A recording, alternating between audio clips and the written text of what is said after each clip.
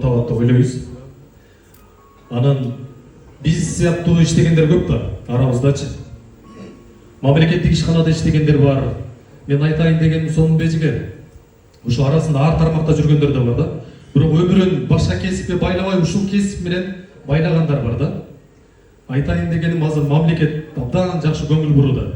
Кечээ Камчы Кыдыршаевич келгенде да базар форумга биринчи өчүрүктө дарыгерлерге, анан мугалимдерге үй берилген да.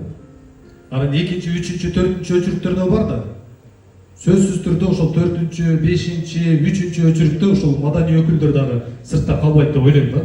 Ошол учурда маданий борбор менен сиздер администрация тыгыз иштешип турса ошол сыяктуу. Ошондой учурларда өзүнүн ордун тапса деген да.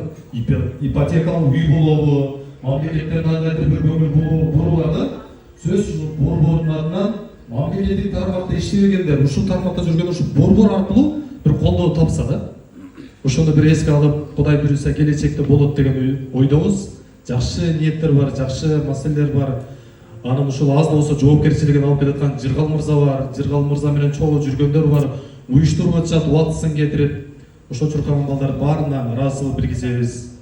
Биз эми микрофон кармасак калтырап титиреп калыппыз. Жыргал болбой эле тойго чакырып, алып барып бер деп.